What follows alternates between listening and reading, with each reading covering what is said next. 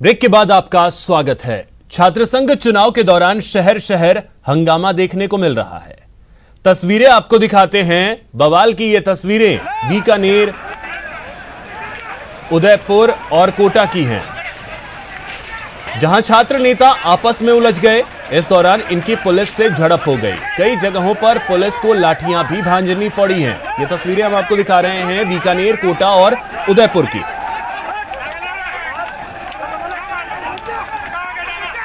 तो आप देखें बीकानेर की जो तस्वीर है, यहां पर पुलिस को लाठीचार्ज करनी पड़ी है। कारण यह रहा कि एनएसयूआई जो संगठन है वो दो गुटों में बंट गया और आपस में झड़प हुई, जिसके बाद पुलिस को लाठीचार्ज करना पड़ा। दूसरी तस्वीर कोटा की है। कोटा में अगर आप देखें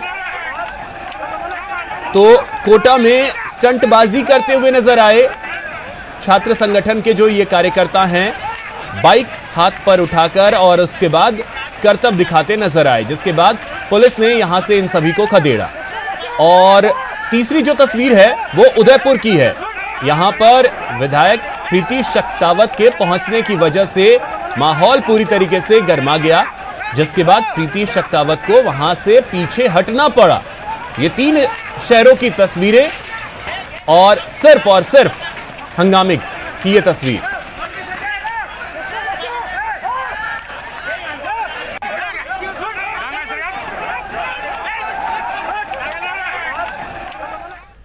राजस्थान छात्र संघ चुनाव के लिए वोटिंग जारी है। 28,000 छात्र छात्रा जो हैं वो अपना नुमाइंदा चुन रहे हैं। मनुहार करते हुए प्रत्याशी दिखे। अलग अलग जगहों की तस्वीरें सामने आई। वो तस्वीरें हम आपको दिखा रहे हैं, जिसमें जयपुर, प्रतापगढ़, बीकानेर, कोटा, दौसा, उदयपुर की यह तस्वीर, जहां पर वोटिंग करने के लिए जो छात्र छात्रा हैं वो पहुंचे। ये तस्वीरें आप देख सकते हैं।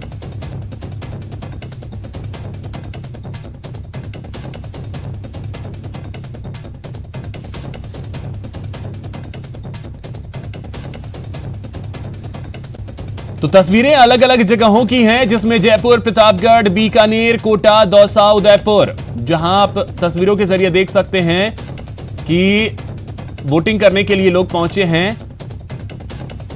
और अब कुछ ही मिनटों का समय जो है वो बचा हुआ है। कुछ ही मिनट शेष हैं। और आपको बता दें कि प्रत्याशी जो हैं वो लगातार ये प्रयास कर रहे हैं कि उनके पक्ष में लोग वोट करें।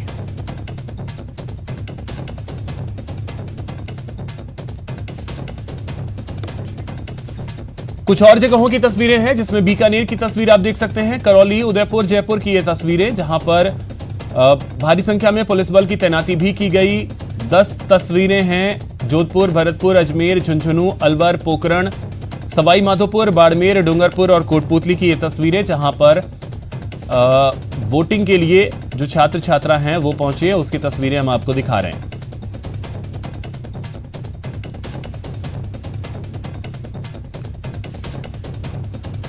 अब देखिए, दो तस्वीर है भरतपुर और उसके बाद जो दूसरी तस्वीर है वो करौली की। इसीलिए कहा जाता है कि वोट के लिए कुछ भी करेगा। ये तस्वीर आप देखें तो जो प्रत्याशी हैं वो दंडवत करते नजर आए। जो वोटर्स हैं उन्हें मनाने की कोशिश करते हुए कि उनके पक्ष में वो मतदान करें। और जो दूसरी तस्वीर है उसमें पैर छूकर मनुहार करते हुए कि आज तो वोट हमें ही दें। तो देखिए, सियासत के गुड़ जो हैं वो सीखते हुए, सियासत का गुड़ सीख रहे हैं ये सभी जो प्रत्याशी हैं। और कहीं दंडवत करते हुए, कहीं पैर छूकर मनुहार करते हुए कि वोट उनके पक्ष में ये सभी वोटर्स करें। तो वोट के लिए कुछ भी करेगा, यही कहती हुई ये दो तस्वीरें हैं।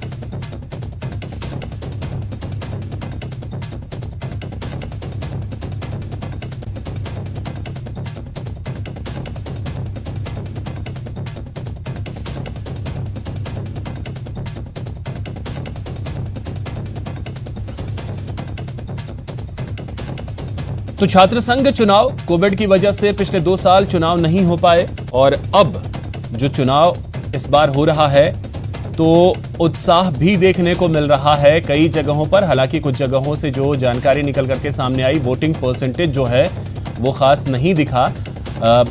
कारण उसके अलग अलग हो सकते हैं, लेकिन कारणों को तलाशने की भी जरूरत है कि क्यों इन चुनावों से जो छात्र हैं वो दूरी बनाते हैं। क्योंकि जो कॉलेज होता है, कॉलेज के अंदर जो समस्याएं होती हैं, उन तमाम समस्याओं को लेकर एक प्रतिनिधित्व करने वाला शख्स वो चुनते हैं। तो क्या कारण है कि छात्र संघ चुनाव से कई छात्र छात्रा जो हैं वो दूरी बना लेते हैं। और बीकानेर छात्र संघ चुनाव में उत्साह दिखा है। बीकानेर में देखिए उत्साह देखने को मिल रहा है। राजकीय डूंगर कॉलेज में छात्राओं की भीड़ देखने को मिली है। दिव्यांग छात्र भी वोट करने के लिए पहुंचे, व्हील चेयर पर अपना वोट डालने के लिए। आप ये देखें तस्वीर। तो वोटिंग के बाद विक्ट्री साइन दिखाते हुए ये छात्र, ये तस्वीरें आप देखिए।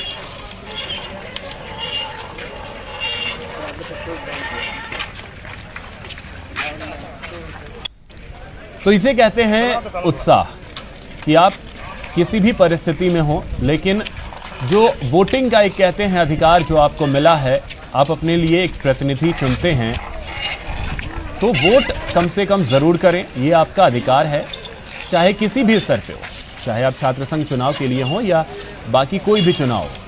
अगर आप प्रतिनिधि चुनना चाहते हैं तो उसके लिए वोट जरूर करें।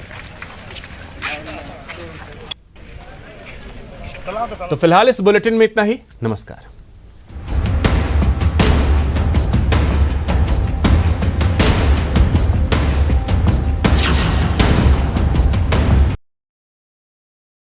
वो मशीन की बात कर रहे थे कि मशीन मंगा रहे हैं अभी। अब मैंने उनसे ये कहा था भाई ये कहाँ लेके जा रहे हो?